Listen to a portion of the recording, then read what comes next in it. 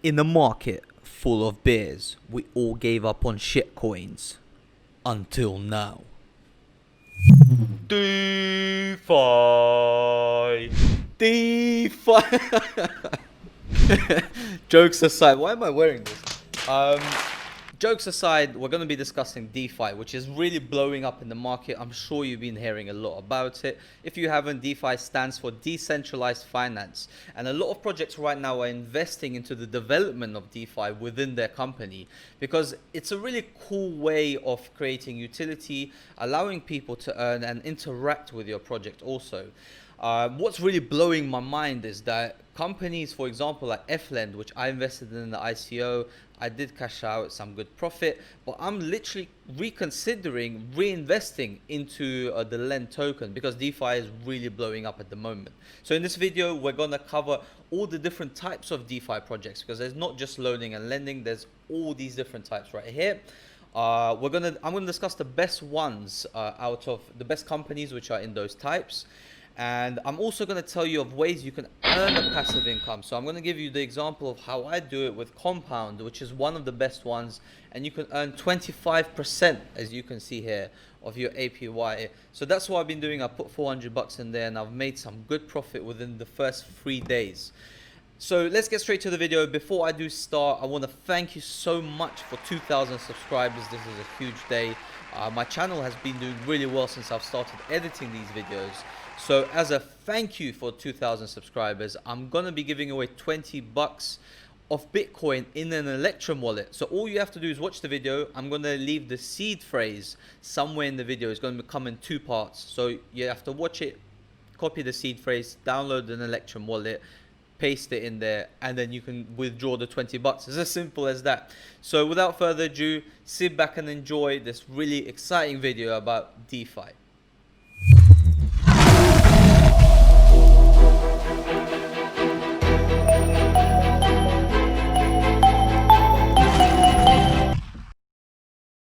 So what I've done for you is I've made a list of the different types of DeFi projects, as you can see here, and I'm just going to go over it and tell you what I think the best companies within those fields are. So the first one, let's start off with payments.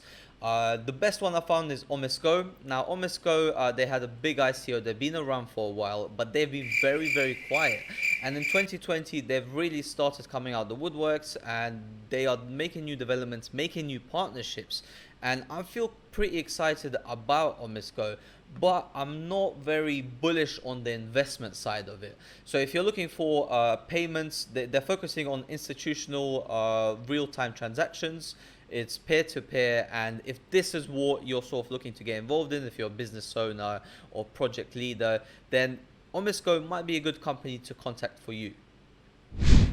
The second style of DeFi is stablecoins, and I know a lot of you are going to be saying, no, I hate stablecoins, but at the end of the day, we all need them. And there's been so many times when I've had Bitcoin in my wallet and I've said, look, I know it's going to go down. I'm going to exchange it to USDC, USDT, whatever was available, and then I'm going to rebuy Bitcoin when it drops down.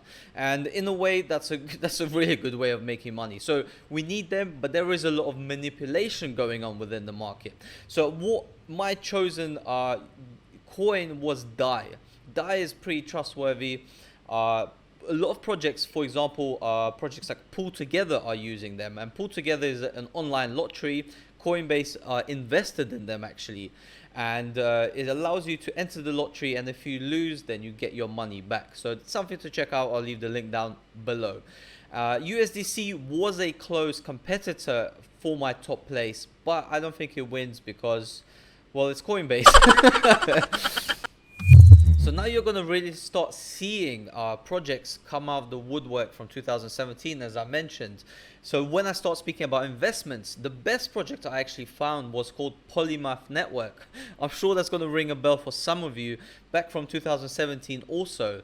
What they offer is an infrastructure to create, manage, and issue digital securities. So that's a pretty huge thing. They have been also quiet.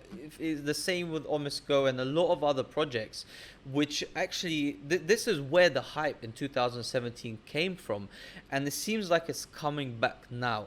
projects like FLend, Polymath, Omisco, and a couple more that I will mention in this video, they are being actually focused on because of DeFi. So makes me ask the question, is this just people hyping up again, or is this really those projects who had big ICO investments back in 2017 finally making good developments, finally releasing the developments they've been working on for a long time? So that's the question you have to ask yourself. That's the research you have to do. Personally, I'm reinvesting in some of them. So let's get into how I'm making some profit, and also the projects I'm reinvesting in. This is going to be the exciting part. So let's get into the most exciting part of the DeFi, basically explosion bubble, whatever you want to call it, and that is loaning platforms, credit platforms, and lending platforms. So Compound is the one that really blew up. The token went up to 300 around bucks or so. FLend and Salt are some projects which are on my mind. But what I'm going to tell you right now is how you can profit and ways other people are profiting. The first is what I've been doing is I've been lending the BAT token on the Compound platform, and the reason I'm doing BAT is because it has the highest APY, which is 25%, and you're not going to find that anywhere in life, or it's just the return is insane. Pow.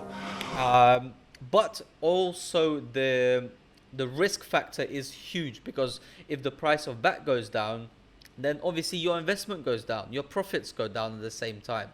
So you're taking a huge risk, and it's the least stable token on any of these platforms, and that's why the APY is so high. Now the second method is something new in the blockchain industry, and it's called farming. So for those of you who don't know what farming is, I keep on trying to explain this, and I've made a couple of videos trying to do this, and it just seems complicated, but this is the simplest way. You go on one lending platform and you borrow some tokens or some coins, and then you go to another one and you lend those same tokens on the other platform. But the first platform, for example, charges you 10% to borrow, but the second platform gives you 15% to lend. So you're earning 5% by doing this process, and then you repeat this process onto another platform. So when you start repeating this, this is what we call farming.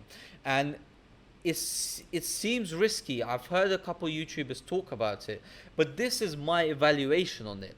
If you're borrowing stable coins, for example USDT, then it is not risky. The issue is when you're lending and borrowing USDT and DAI, etc., that the percentages are extremely small. So if you're working even with $1,000, it doesn't seem like it's worth the time.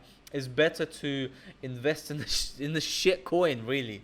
But obviously, if you got 100 grand, 500 grand, and you're doing this process, you're going to be making great money at relatively low risk. So it's something for you to check out. If you want me to do a full demo video of how to do it, leave a comment down below and I'll be more than happy to do that also. So FLend, Salt, Compound Finance, check them out and let me know what you think. Now don't miss this, honestly. Wallets is a really big part of DeFi, and a lot of them are starting to interact with DeFi platforms at the moment.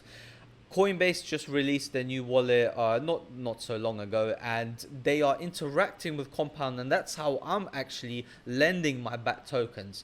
I stored them on the Coinbase wallet, and I interacted with Compound through the wallet.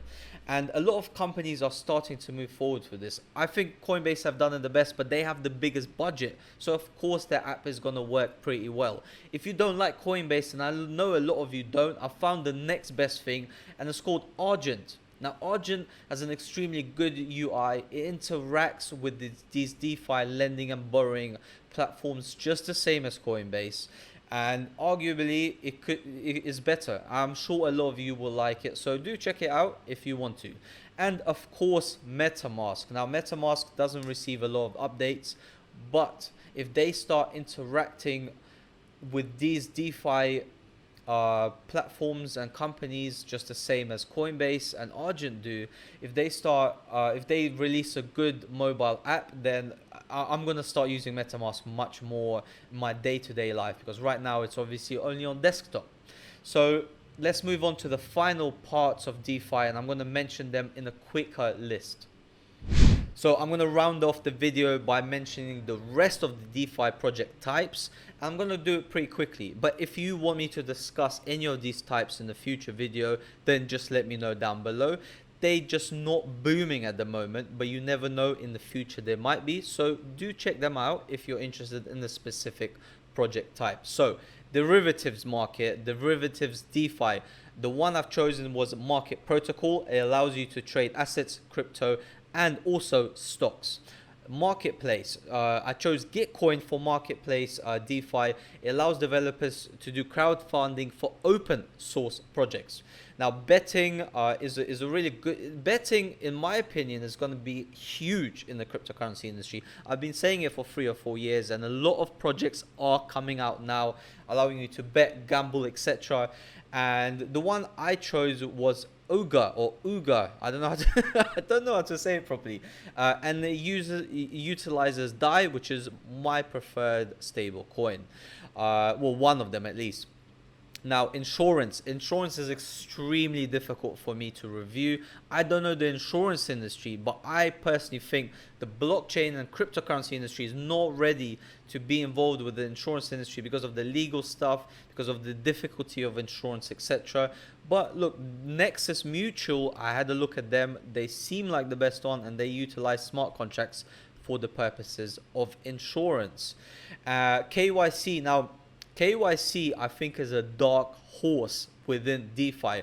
And think about this. So the company I had looked at was Self-Key, and what they allow you to do is do your KYC and store it on the smart contract safely, and then use that wallet. So you store it on the smart contract within the wallet, and you use that wallet to perform your KYC on any platform that you want, so you don't have to ever do it again.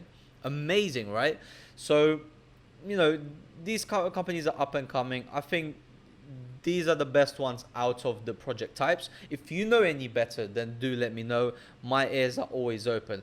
But that's it for the video. Once again, look, thank you so much for 2,000 subscribers. I hope you caught those seed phrases for the 20 bucks. And congratulations to the winner. But if you haven't, click the bell button. I do giveaways quite often. And yeah, look, I wish you all the best. I hope you enjoyed this video. It has been Crypto Beast. All the best. Bye bye.